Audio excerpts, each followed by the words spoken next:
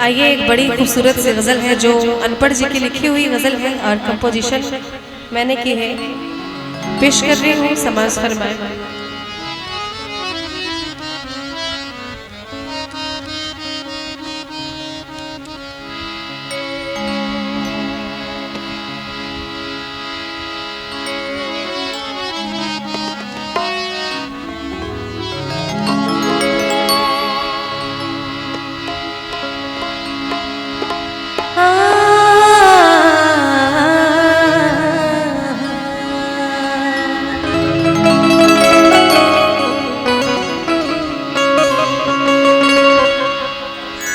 दिल की दुकान खोल के बैठे हो यूं जना,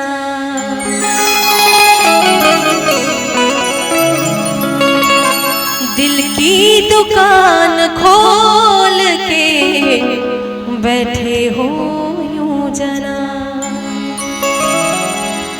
मैं सोचती हूँ कैसे,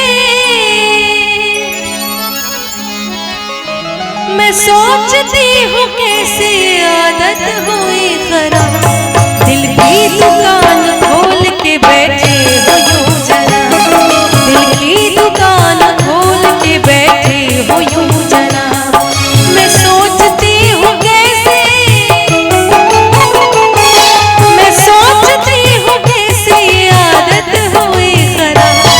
दिल की दुकान खोल के बैठे हो यूं जना, दिल की दुकान